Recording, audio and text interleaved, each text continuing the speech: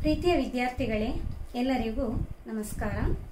9ನೇ ತರಗತಿಯ ರಸಾಯನಶಾಸ್ತ್ರ ಪಾಠದ ಅಧ್ಯಾಯ ಕಾರ್ಬನ್ನಿನ ಲೋಕ ಎಂಬ ಪಾಠಭಾಗವನ್ನು ನಾವು ನೋಡ್ತಾ ಇದ್ವಿ.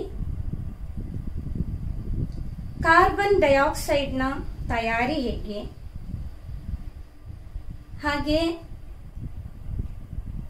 ಜಾಗತಿಕ ಬಿಸಿಯೇರುವಿಕೆ ಎಂಬುದರ ಕುರಿತೆಲ್ಲ ನಾವು ಕಳೆದ ತರಗತಿಯಲ್ಲಿ ನೋಡಿದ್ದೇವೆ. ಅದೇ ರೀತಿ ನಾನು ನಿಮಗೆ 2 ಪ್ರಶ್ನೆಗಳನ್ನು ಅಸೈನ್ಮೆಂಟ್ ಆಗಿ ಕೊಟ್ಟಿರ್ತೇನೆ. ಎಲ್ಲರೂ ಬರೆದಿದ್ದೀರಿ ತಾನೆ? ಏನಾಗಿತ್ತು ಆ ಪ್ರಶ್ನೆಗಳು? ಕಾರ್ಬನ್ ಡೈಆಕ್ಸೈಡ್ ಅನ್ನು ಪ್ರಯೋಗಶಾಲೆಯಲ್ಲಿ ತಯಾರಿಸುವುದು ಹೇಗೆ, ಅದೇ ರೀತಿ ಜಾಗತಿಕ ಬಿಸಿಯೇರುವಿಕೆಗೆ ಕಾರ್ಬನ್ ಡೈಆಕ್ಸೈಡ್ ಹೇಗೆ ಕಾರಣವಾಗುವುದು ಎಂಬುದಾಗಿತ್ತು. ಎಲ್ಲರೂ ಇದಕ್ಕೆ ಉತ್ತರವನ್ನು ಬರೆದಿದ್ದೀರಿ ಅಂತ ಭಾವಿಸ್ತಾ ಇದ್ದೇನೆ. ಹಾಗೆ ಇವತ್ತಿನ ಪಾಠಭಾಗಕ್ಕೆ ನಾವು ಹೋಗುವ. ಜಾಗತಿಕ ಬಿಸಿಯೇರುವಿಕೆ, ಇದಕ್ಕೆ ಕಾರ್ಬನ್ ಡೈಆಕ್ಸೈಡ್ ಕಾರಣ ಹೌದು. ಜಾಗತಿಕ ಬಿಸಿಯೇರುವಿಕೆಯನ್ನು ತಡೆಗಟ್ಟುವುದು ಹೇಗೆ, ಯಾವ ಮಾರ್ಗವನ್ನು ನಾವು ಅನುಸರಿಸಬೇಕು, ಇದನ್ನು ತಡೆಗಟ್ಟಬೇಕಿದ್ರೆ ಯಾವ ವಿಧಾನವನ್ನು, ಯಾವ ಮಾರ್ಗವನ್ನು ನಾವು ಅನುಸರಿಸಬೇಕು? ಮೊದಲಾಗಿ ಕಾರ್ಬನ್ ಡೈಆಕ್ಸೈಡ್ನ ಬಿಡುಗಡೆಯಾಗುವ ಪ್ರಮಾಣವನ್ನು ಕಡಿಮೆ ಮಾಡಿಸಬೇಕು. ಅದಕ್ಕೆ ನಾವು ಏನು ಕ್ರಮಗಳನ್ನು ಕೈಗೊಳ್ಳಬಹುದು? ಮುಖ್ಯವಾಗಿ ನಿಮಗೆಲ್ಲರಿಗೂ ತಿಳಿದಿರುವಂತೆ ಗಿಡ ಮರಗಳನ್ನು ನೆಟ್ಟು ಬೆಳೆಸಬೇಕು. ಹಾಗೆ ಅಮಿತವಾದ ವಾಹನಗಳನ್ನು ನಿಯಂತ್ರಿಸಬೇಕು. ಅಂದರೆ ವಾಹನಗಳನ್ನು ಮಿತವಾಗಿ ಉಪಯೋಗ ಮಾಡಬೇಕು. ಅದೇ ರೀತಿ ಚೈತನ್ಯದಲ್ಲಿ ನವೀಕರಿಸಲು ಸಾಧ್ಯವಿರುವ ಚೈತನ್ಯದ ಬಳಕೆಯನ್ನು ಹೆಚ್ಚು ಹೆಚ್ಚು ಮಾಡಬೇಕು. ಹಾಗೆಯೇ ಕಾರ್ಯದಕ್ಷತೆ ಇರುವ ಇಂಜಿನುಗಳನ್ನು ಅಥವಾ ಯಂತ್ರಗಳನ್ನು ಉಪಯೋಗ ಮಾಡಬೇಕು. ಹಾಗೆ ಜನಸಾಮಾನ್ಯರೆಲ್ಲರೂ ಈ ಕುರಿತು ತಿಳಿಯುವಂತೆ ಎಚ್ಚರಿಕೆಯನ್ನು ಅವರಿಗೆ ಮೂಡಿಸುವ ಕಾರ್ಯವನ್ನು ನಾವು ಮಾಡಬೇಕು. ಆಗ ಮಾತ್ರ ಜಾಗತಿಕ ಬಿಸಿಯೇರುವಿಕೆಯನ್ನು ಒಂದು ಮಟ್ಟಿಗೆ ನಾವು ತಡೆಗಟ್ಟಬಹುದು. ಸರಿ, ಮುಂದೆ ನಾವು ಕಾರ್ಬನ್ ಡೈಆಕ್ಸೈಡ್ ಅದರ ಉಪಯೋಗವನ್ನು ಇಲ್ಲಿ ನೋಡುವ. ಕಾರ್ಬನ್ ಡೈಆಕ್ಸೈಡ್ ಸೂತ್ರ ಏನು? CO2 ಅಲ್ವಾ? ಕಾರ್ಬನ್ ಡೈಆಕ್ಸೈಡಿನ ಉಪಯೋಗಗಳು ಯಾವುದೆಲ್ಲ ಅಂತ ಒಂದೊಂದಾಗಿ ನೋಡುವ. ಸೋಡಾ ವಾಟರ್, ಹಾಗೆ ಸಾಫ್ಟ್ ಡ್ರಿಂಕ್ಸ್ ಗಳನ್ನು ತಯಾರಿಸಲು ಕಾರ್ಬನ್ ಡೈಆಕ್ಸೈಡ್ ಅನ್ನು ಉಪಯೋಗಿಸುತ್ತಾರೆ. ಸೋಡಾ ವಾಟರ್ ಕಳೆದ ತರಗತಿಯಲ್ಲಿ ನಾವು ಇದರ ಬಗ್ಗೆ ನೋಡಿದ್ದೇವೆ. ಕಾರ್ಬೋನಿಕ್ ಆಮ್ಲ ಅಲ್ವಾ, ನೆನಪು ಮಾಡಿಕೊಳ್ಳಿ ಒಮ್ಮೆ. ಸೋಡಾ ವಾಟರ್, ಸಾಫ್ಟ್ ಡ್ರಿಂಕ್ಸ್ಗಳಲ್ಲಿ ಕಾರ್ಬನ್ ಡೈಆಕ್ಸೈಡ್ ಅನ್ನು ಉಪಯೋಗಿಸ್ತಾರೆ. ಹಾಗೆ ಡೋಬಿ ಖಾರ, ಅಡುಗೆ ಖಾರ ಎಂಬಿವುಗಳ ತಯಾರಿಯಲ್ಲಿ ಕಾರ್ಬನ್ ಡೈಆಕ್ಸೈಡ್ನ ಬಳಕೆ ಇದೆ. ಅದೇ ರೀತಿ ಯೂರಿಯಾದಂತಹ ರಸಗೊಬ್ಬರಗಳಲ್ಲಿ ಕಾರ್ಬನ್ ಡೈಆಕ್ಸೈಡ್ನ ಉಪಯೋಗ ಇದೆ. ಹಾಗೆ ಕೃತಕ ಉಸಿರಾಟಕ್ಕೆ ಉಪಯೋಗಿಸುವ ಕಾರ್ಬೋಜನ್ ಅಂದ್ರೆ ಆಕ್ಸಿಜನ್ ಮತ್ತು ಕಾರ್ಬನ್ ಡೈಆಕ್ಸೈಡ್ಗಳ ಮಿಶ್ರಣ. ಆಕ್ಸಿಜನ್ 95% ಭಾಗ ಇದ್ದು 5% ಕಾರ್ಬನ್ ಡೈಆಕ್ಸೈಡ್ ಇರುವ ಮಿಶ್ರಣವನ್ನು ಕಾರ್ಬೋಜನ್ ಅಂತ ಹೇಳ್ತಾರೆ. ಇದನ್ನು ಕೃತಕ ಉಸಿರಾಟದಲ್ಲಿ ಉಪಯೋಗಿಸ್ತಾರೆ.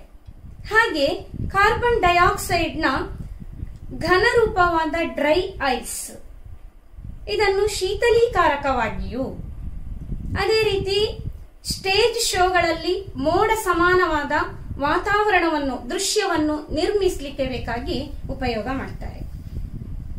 ಹಾಗೆ ಪ್ರಮುಖವಾಗಿ ಅಗ್ನಿಶಾಮಕಗಳಲ್ಲಿ ಕಾರ್ಬನ್ ಡೈಆಕ್ಸೈಡ್ ಅನ್ನು ಉಪಯೋಗ ಮಾಡ್ತಾರೆ.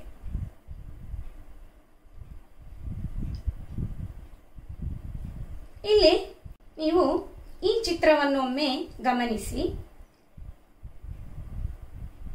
ನಿಮ್ಮ ಶಾಲೆ ಮತ್ತು ಇತರ ಕಡೆಗಳಲ್ಲಿ ಬೆಂಕಿಯನ್ನು ನಂದಿಸುವುದಕ್ಕಾಗಿ ಸಜ್ಜುಗೊಳಿಸಲಾದ ಅಗ್ನಿಶಾಮಕ ಉಪಕರಣವನ್ನು ಗಮನಿಸಿದ್ದೀರಲ್ಲವೇ? ಇದು ಡ್ರೈ ಪೌಡರ್ ಫೈರ್ ಎಕ್ಸ್ಟಿಂಗ್ವಿಷರ್ ವಿಭಾಗಕ್ಕೆ ಸೇರಿದ ಉಪಕರಣವಾಗಿದೆ.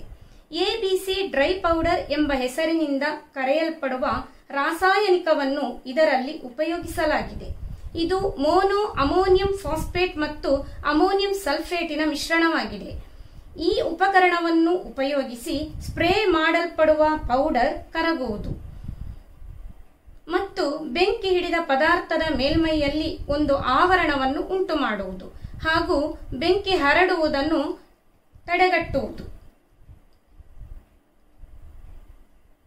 ದ್ರವಗಳಿಗೆ ಬೆಂಕಿ ಹಿಡಿದರೆ ಈ ಪೌಡರ್ ದ್ರವದ ಬಾಷ್ಪೀಕರಣವನ್ನು ತಡೆಯುವುದು.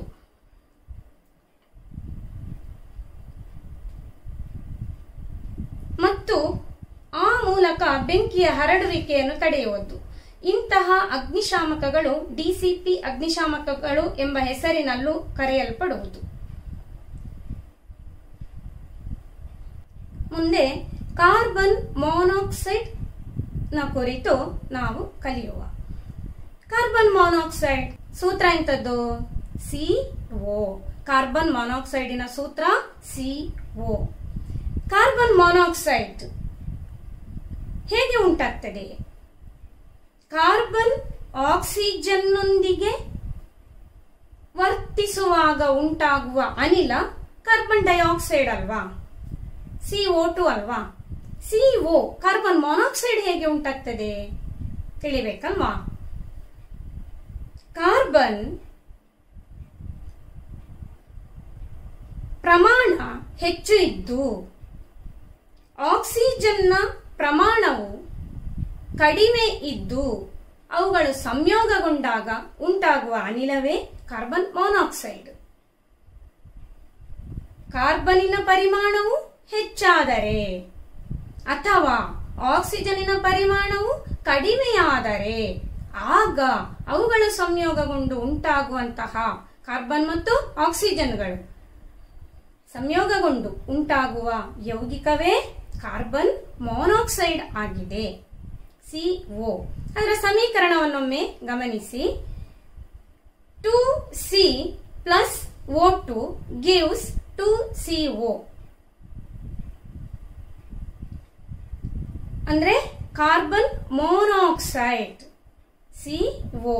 2C plus O2 gives 2CO. Carbon monoxide. ಆಕ್ಸಿಜನ್ನ ಅಭಾವದಲ್ಲಿ ಅಪೂರ್ಣವಾದ ಉರಿಯುವಿಕೆಯು ಜರುಗುವಾಗ ಕಾರ್ಬನ್ ಮಾನಾಕ್ಸೈಡ್ ಉಂಟಾಗ್ತದೆ. ಯಾವುದೇ ಒಂದು ವಸ್ತು ಅಪೂರ್ಣವಾಗಿ ಉರಿದಾಗ, ಅಪೂರ್ಣವಾಗಿ ಉರಿಬೇಕಿದ್ರೆ ಆಕ್ಸಿಜನ್ನ ಅಭಾವ ಇರಬೇಕಾಗ್ತದೆ. ಅಂತಹ ಸಮಯದಲ್ಲಿ ಕಾರ್ಬನ್ ಮಾನಾಕ್ಸೈಡ್ ಎಂಬ ಅನಿಲ ಉಂಟಾಗ್ತದೆ, CO. ಕಾರ್ಬನ್ ಮಾನಾಕ್ಸೈಡ್ ಅನ್ನು ಉಸಿರಾಡುವ ಸಂದರ್ಭ ಬಂದಾಗ ಅದು ರಕ್ತದಲ್ಲಿರುವ ಹಿಮೋಗ್ಲೋಬಿನ್ನೊಂದಿಗೆ ಸೇರಿಕೊಂಡು ಕಾರ್ಬಾಕ್ಸಿ ಹಿಮೋಗ್ಲೋಬಿನ್ ಉಂಟಾಗುತ್ತದೆ. ಕಾರ್ಬಾಕ್ಸಿ ಹಿಮೋಗ್ಲೋಬಿನ್ ಇದರಿಂದಾಗಿ ರಕ್ತಕ್ಕೆ ಆಕ್ಸಿಜನ್ ಅನ್ನು ಸಾಗಿಸುವ ಸಾಮರ್ಥ್ಯವು ಕಡಿಮೆಯಾಗುವುದು. ಇದರಿಂದಾಗಿ ಮರಣವು ಸಂಭವಿಸುವ ಸಾಧ್ಯತೆ ಕೂಡ ಇದೆ. ಕಾರ್ಬನ್ ಮಾನಾಕ್ಸೈಡ್ ಉಂಟಾಗುವ ಸಂದರ್ಭಗಳನ್ನು ನಿವಾರಿಸಬೇಕಿದ್ರೆ ಯಾವೆಲ್ಲ ವಿಧಾನವನ್ನು ನಾವು ಸ್ವೀಕರಿಸಬಹುದು? ಕಾರ್ಬನ್ ಮಾನಾಕ್ಸೈಡ್ ಒಂದು ವಿಷಾನಿಲ.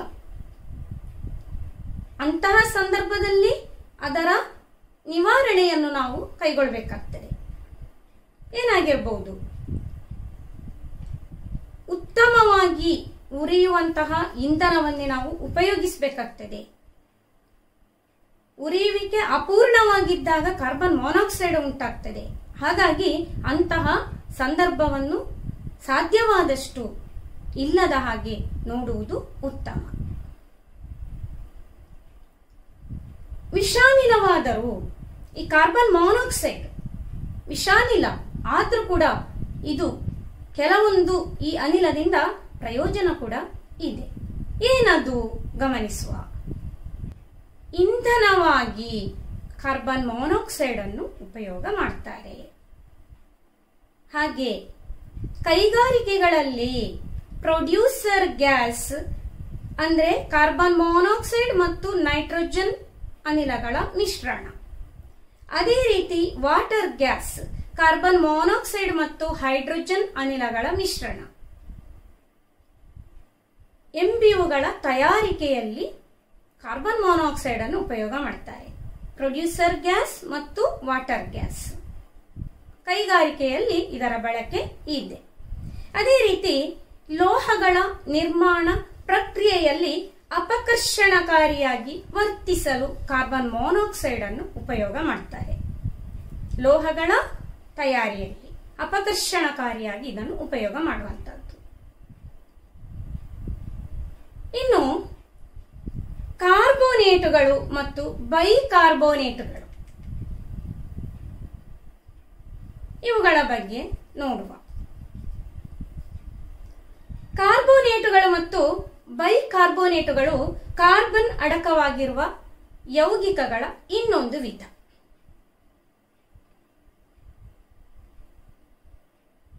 ಡೋಬಿಕಾರ ಅಂದ್ರೆ Na2CO2 10H2O. ಅದೇ ರೀತಿ ಅಡುಗೆ ಖಾರ NaHCO3. ಹಾಗೆ ಮಾರ್ಬಲ್ ಕ್ಯಾಲ್ಸಿಯಂ ಕಾರ್ಬೋನೇಟ್ ಎಂಬಿಯುಗಳು ಕೂಡ ಈ ವಿಭಾಗಕ್ಕೆ ಸೇರಿದ ಅಂದ್ರೆ ಕಾರ್ಬೋನೇಟ್ ವಿಭಾಗಕ್ಕೆ ಸೇರಿದ ಯೌಗಿಕಗಳಾಗಿವೆ. ಮುಂದೆ ಇದರ ಹೊರತಾಗಿ ಕಾರ್ಬನಿನ ಇನ್ನೊಂದು ಯೌಗಿಕ ಸಾವಯವ ಯೌಗಿಕಗಳು,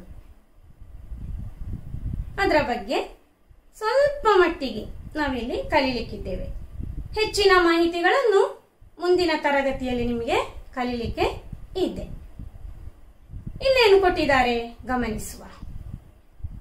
CO ಅಂದ್ರೆ ಕಾರ್ಬನ್ ಮಾನಾಕ್ಸೈಡ್, CO2 ಅಂದ್ರೆ ಕಾರ್ಬನ್ ಡೈಆಕ್ಸೈಡ್, ಕಾರ್ಬೋನೇಟುಗಳು, ಬೈಕಾರ್ಬೋನೇಟುಗಳು ಇವುಗಳ ಹೊರತಾಗಿ ಅಂದ್ರೆ ಇವೆಲ್ಲವೂ ಅಜೈವಿಕ ಯೌಗಿಕಗಳು. ಇವುಗಳ ಹೊರತಾಗಿ ಕಾರ್ಬನ್ ಯೌಗಿಕಗಳನ್ನು ನಾವು ಸಾವಯವ ಯೌಗಿಕಗಳು ಅಂತ ಹೇಳ್ತೇವೆ. ಕಾರ್ಬನ್ ಮಾನಾಕ್ಸೈಡ್, ಕಾರ್ಬನ್ ಡೈಆಕ್ಸೈಡ್, ಕಾರ್ಬೋನೇಟುಗಳು, ಬೈಕಾರ್ಬೋನೇಟುಗಳು ಎಂಬಿ ಅಜೈವಿಕ ಯೌಗಿಕಗಳ ಹೊರತಾಗಿ ಇರುವಂತಹ ಕಾರ್ಬನ್ ಯೌಗಿಕಗಳನ್ನು ಸಾವಯವ ಯೌಗಿಕಗಳು, ಆರ್ಗ್ಯಾನಿಕ್ ಕಾಂಪೌಂಡ್ಸ್ ಎಂದು ಕರೀತಾರೆ. ಸಾವಯವ ಯೌಗಿಕಗಳು ಅತ್ಯಂತ ಹೆಚ್ಚು ಪ್ರಮಾಣದಲ್ಲಿ ಪ್ರಕೃತಿಯಲ್ಲಿ ಕಂಡುಬರ್ತವೆ. ಇಷ್ಟೊಂದು ಅಧಿಕ ಪ್ರಮಾಣದ ಯೌಗಿಕಗಳನ್ನು ಕಾರ್ಬನ್ ಹೇಗೆ ಉಂಟು ಮಾಡ್ತದೆ? ಕಾರ್ಬನ್ನಿಗೆ ಇದು ಹೇಗೆ ಸಾಧ್ಯ? ಬಹಳ ಆಶ್ಚರ್ಯ ಆಗ್ತಾ ಉಂಟು ಅಲ್ವಾ? ನೋಡುವ. ಜೈವಿಕ ವಸ್ತುಗಳ ಮೂಲಭೂತ ನಿರ್ಮಾಣ ಘಟಕವು ಕಾರ್ಬನ್ ಆಗಿದೆ ಎಂದು ಕಂಡುಹಿಡಿದುದು ಫ್ರೆಂಚ್ ವಿಜ್ಞಾನಿಯಾದ ಲ್ಯಾವೋಸಿಯೆ. 1794ರಲ್ಲಿ ಅವನು ಸಸ್ಯ ಮತ್ತು ಪ್ರಾಣಿಗಳಲ್ಲಿ ಕಂಡುಬರುವ ಸಾಮಾನ್ಯ ಘಟಕವು ಕಾರ್ಬನ್ ಆಗಿದೆ ಎಂದು ತಿಳಿಸಿದನು. ಸಾವಯವ ಯೌಗಿಕಗಳ ಕುರಿತು ಕಲಿಯುವ ವಿಜ್ಞಾನ ಶಾಖೆಯನ್ನು ಆರ್ಗ್ಯಾನಿಕ್ ಕೆಮಿಸ್ಟ್ರಿ ಎಂಬ ಬೇರೆಯೇ ಒಂದು ವಿಭಾಗವಾಗಿ ತಿಳಿಯಬಹುದೆಂದು 1807ರಲ್ಲಿ ಜೆ ಬರ್ಸಿಲಿಯಸ್ ಎಂಬ ವಿಜ್ಞಾನಿಯು ಸೂಚಿಸಿದನು. ಆಧುನಿಕ ಲೆಕ್ಕಾಚಾರಗಳ ಪ್ರಕಾರ ಸಾಮಾನ್ಯ 1 ಕೋಟಿಯಷ್ಟಿರುವ ಸಾವಯವ ಯೌಗಿಕಗಳಲ್ಲಿ ಹೆಚ್ಚಿನವುಗಳನ್ನು ಕೃತಕವಾಗಿ ತಯಾರಿಸಲು ಸಾಧ್ಯವಿದೆ. ಅನೇಕ ನಿತ್ಯೋಪಯೋಗಿ ವಸ್ತುಗಳನ್ನು ಮತ್ತು ಜೀವರಕ್ಷಾ ವಸ್ತುಗಳಾದ ಔಷಧಿಗಳನ್ನು ಕೃತಕ ಸಾವಯವ ಯೌಗಿಕಗಳಿಂದ ತಯಾರಿಸಲಾಗುವುದು. ನಮಗೆ ಸುಪರಿಚಿತವಾದ ಮತ್ತು ಬಿಟ್ಟುಬಿಡಲು ಅಸಾಧ್ಯವಾದ ಅನೇಕ ವಸ್ತುಗಳು ಸಾವಯವ ಯೌಗಿಕಗಳಾಗಿವೆ. ಸಾಬೂನುಗಳು, ಪೇಂಟುಗಳು ಎಂಬಿತ್ಯಾದಿ ವಸ್ತುಗಳಲ್ಲಿ ಕಾರ್ಬನ್ ಯೌಗಿಕಗಳು ಅತಿ ಪ್ರಧಾನವಾದ ಘಟಕಗಳಾಗಿವೆ. ಅದೇ ರೀತಿಯಲ್ಲಿ ಪ್ರಕೃತಿಯು ಇಂದು ಕಾರ್ಬನ್ ಯೌಗಿಕಗಳ ಅಕ್ಷಯ ಪಾತ್ರೆಯಾಗಿ ಮುಂದುವರಿಯುತ್ತಿದೆ.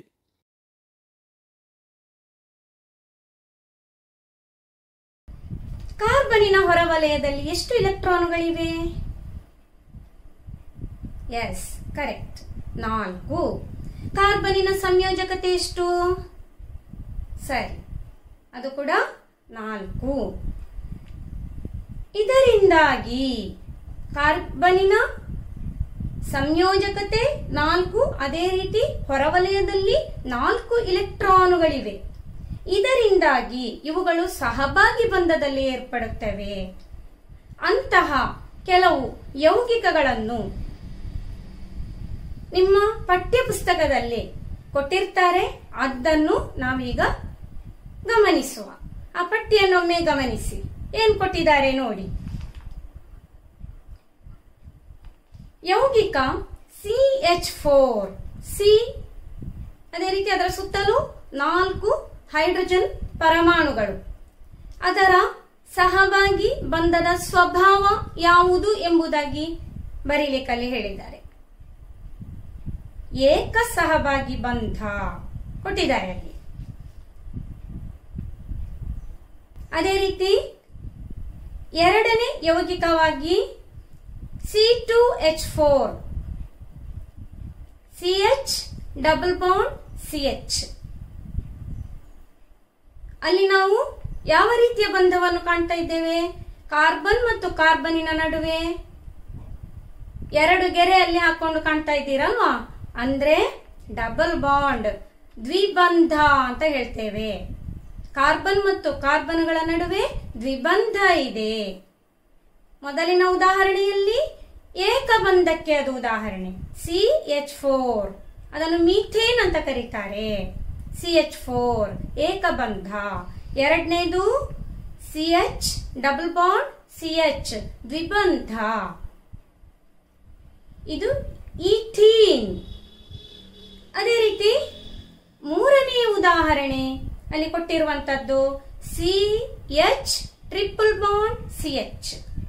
ಕಾರ್ಬನ್ ಮತ್ತು ಕಾರ್ಬನ್ನಿನ ನಡುವೆ ತ್ರಿಸಹಭಾಗಿ ಬಂಧ. 3 ಗೆರೆಗಳನ್ನು ಹಾಕೊಂಡು ಕಾಣ್ತಾ ಇದ್ದೀರಾ ನೀವು. ಅಂದ್ರೆ ಟ್ರಿಪಲ್ ಬಾಂಡ್, ತ್ರಿಬಂಧ ಅಂತ ಹೇಳುವಂತದ್ದು. ಅಲ್ಲಿ ನೀವೇನ್ ಬರಿಬೇಕಾಗ? ಸಹಭಾಗಿ ಬಂಧದ ಸ್ವಭಾವ ಇರುವಲ್ಲಿ ತ್ರಿಬಂಧ. ಏಕಬಂಧ, ದ್ವಿಬಂಧ ಆಯಿತು, ಇದು ತ್ರಿಬಂಧ. ಅಂದ್ರೆ ಅಲ್ಲಿ ಕೊಟ್ಟಿರುವ ಉದಾಹರಣೆ ethyne, CH triple bond CH, ethyne ಅಂತ ಹೇಳ್ತೇವೆ. ಇದರ ಹೆಸರುಗಳ ಬಗ್ಗೆ ಎಲ್ಲ ನೀವು ಈಗ ಚಿಂತೆ ಮಾಡಬೇಡಿ. ಮುಂದಿನ ತರಗತಿಯಲ್ಲಿ 10ನೇ ತರಗತಿಯಲ್ಲಿ ಹೆಚ್ಚಿನ ವಿಷಯವನ್ನು ಅಲ್ಲಿ ಕಲೀಲಿಕ್ಕೆ ಇದ್ದೀರಾ.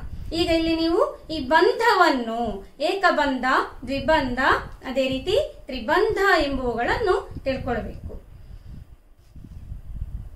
ಈ ಪಟ್ಟಿಯಲ್ಲಿ ನೀಡಿರುವ ಯೌಗಿಕಗಳನ್ನು ಹೈಡ್ರೋಕಾರ್ಬನ್ಗಳು ಅಂತ ಕರೀತಾರೆ. ಯಾಕೆ? ಇಲ್ಲಿರುವ ಯೌಗಿಕಗಳು ಹೈಡ್ರೋಜನ್ ಮತ್ತು ಕಾರ್ಬನ್ ಮಾತ್ರ ಸೇರಿ ಆಗಿರುವಂತ ಯೌಗಿಕ. ಬೇರೆ ಯಾವುದೇ ಮೂಲ ವಸ್ತುಗಳು ಇಲ್ಲಿ ಇಲ್ಲ. ಹೈಡ್ರೋಜನ್ ಅನ್ನು ನೋಡ್ತೇವೆ, ಅದೇ ರೀತಿ ಕಾರ್ಬನ್, ಇವೆರಡು ಮಾತ್ರ ಇಲ್ಲಿವೆ. ಆದುದರಿಂದ ಇದನ್ನು ನಾವು ಹೈಡ್ರೋಕಾರ್ಬನ್ ಅಂತ ಹೇಳ್ತೇವೆ. ಹೈಡ್ರೋಜನ್ ಮತ್ತು ಕಾರ್ಬನ್ ಮಾತ್ರ ಸೇರಿ ಉಂಟಾದ ಯೌಗಿಕಗಳು ಹೈಡ್ರೋಕಾರ್ಬನ್ಗಳು. ಇನ್ನು ಕ್ಯಾಟಿನೇಷನ್ ಹೇಳಿದ್ರೆ ಏನು ಎಂಬುದಾಗಿ ತಿಳಿಬೇಕು. ಒಂದೇ ಮೂಲ ವಸ್ತುವಿನ ಪರಮಾಣುಗಳು ಪರಸ್ಪರ ಸಂಯೋಗ ಹೊಂದುವ ಸಾಮರ್ಥ್ಯವೇ ಕ್ಯಾಟಿನೇಷನ್. ಒಂದೇ ಮೂಲ ವಸ್ತುವಿನ ಪರಮಾಣುಗಳು, ಇಲ್ಲಿ ಕಾರ್ಬನ್ ಪರಮಾಣುಗಳನ್ನು ಉದ್ದೇಶಿಸಿ ಹೇಳಿರುವಂತದ್ದು. ಅವುಗಳು ಪರಸ್ಪರ ಸಂಯೋಗ ಹೊಂದುವ ಸಾಮರ್ಥ್ಯವೇ ಕ್ಯಾಟಿನೇಷನ್. ಕಾರ್ಬನಿಗೆ ಅತಿ ಹೆಚ್ಚು ಕ್ಯಾಟಿನೇಷನ್ ಸಾಮರ್ಥ್ಯ ಇದೆ. ಆದುದರಿಂದಲೇ ಅದು ಅತಿ ಹೆಚ್ಚು ಯೌಗಿಕವನ್ನು ಉಂಟು ಮಾಡುವಂತದ್ದು. ಇಲ್ಲಿ ನಿಮ್ಮ ಪಠ್ಯ ಪುಸ್ತಕದಲ್ಲಿ ಇನ್ನೂ ಕೆಲವು ಕಾರ್ಬನ್ ಯೌಗಿಕಗಳು, ಅಂದ್ರೆ ಇಲ್ಲಿ ಕೊಟ್ಟಿರುವಂತದ್ದು ಹೈಡ್ರೋಕಾರ್ಬನ್ ಯೌಗಿಕಗಳನ್ನು ಕೊಟ್ಟಿದ್ದಾರೆ. ಅದನ್ನೊಮ್ಮೆ ಗಮನಿಸುವ. ಹೈಡ್ರೋಕಾರ್ಬನ್ಗಳ ರಚನೆಯನ್ನು, ನಿಮ್ಮ ಪಠ್ಯದಲ್ಲಿ ಕೊಟ್ಟಿರುವ ಹೈಡ್ರೋಕಾರ್ಬನ್ಗಳ ರಚನೆಯನ್ನು ಗಮನಿಸಿರಿ.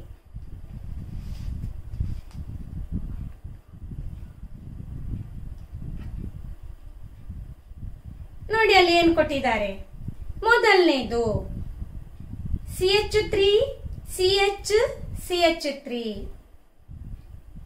CH3 CH CH3 ಹೇಳಿದ್ರೆ ಪ್ರೊಪೇನ್, ಅದರ ಹೆಸರು ಪ್ರೊಪೇನ್. ಎರಡನೇದು ಸೈಕ್ಲೋಪ್ರೋಪೇನ್. 3C ತ್ರಿಕೋನಾಕಾರದಲ್ಲಿ ಅದನ್ನು ರಚಿಸಿದ್ದಾರೆ. C3H6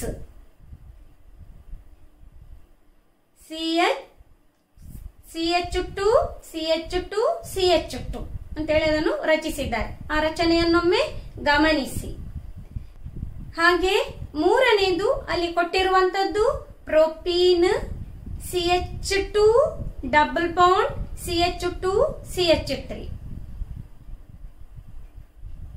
ಅದೇ ರೀತಿ ನಾಲ್ಕನೇ ಉದಾಹರಣೆ ಅಲ್ಲಿ ಕೊಟ್ಟಿರುವಂತದ್ದು CH3 CH CH3 CH3.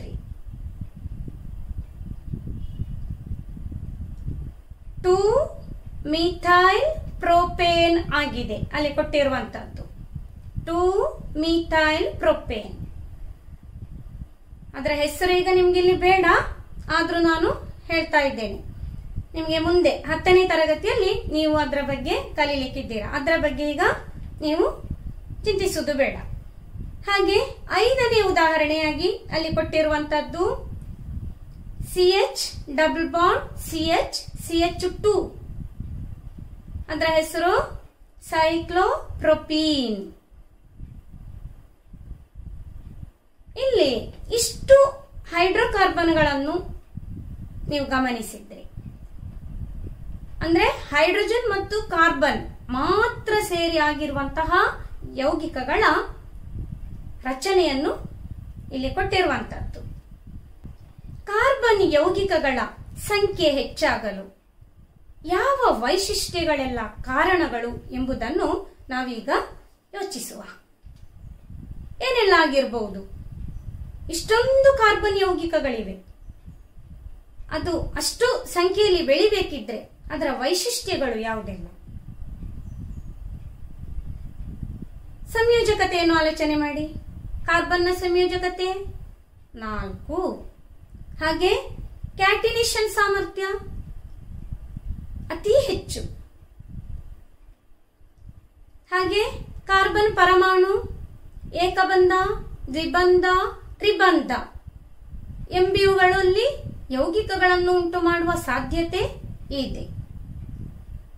ಅದೇ ರೀತಿ ಕಾರ್ಬನ್ ಪರಮಾಣುಗಳು ಪರಸ್ಪರ ಸಂಯೋಗಗೊಂಡು ಸಂಕಲೆಯ ರೂಪದಲ್ಲಿರುವ ಅಥವಾ ಉಂಗುರಾಕೃತಿಯ ರೂಪದಲ್ಲಿರುವ ಅಥವಾ ಶಾಖೆಗಳನ್ನು ಹೊಂದಿದ ಯೌಗಿಕಗಳನ್ನು ಉಂಟು ಮಾಡುವ ಸಾಮರ್ಥ್ಯ ಅತಿ ಹೆಚ್ಚು ಇದೆ. ಇದರಿಂದಾಗಿ ಕಾರ್ಬನ್ ಯೌಗಿಕಗಳ ಸಂಖ್ಯೆ ಹೆಚ್ಚುತ್ತಲೇ ಹೋಗ್ತದೆ. ಹಾಗೆ ಈವರೆಗೆ ನಾವು ಹೈಡ್ರೋಕಾರ್ಬನ್ಗಳು ಎಂದರೇನು, ಅದರ ವೈಶಿಷ್ಟ್ಯತೆಗಳು ಎಂದರೇನು, ಕ್ಯಾಟಿನೇಷನ್ ಇತ್ಯಾದಿಗಳ ಬಗ್ಗೆ ತಿಳ್ಕೊಂಡಾಯಿತು. ರಸಾಯನಶಾಸ್ತ್ರದಲ್ಲಿ ಕಾರ್ಬನ್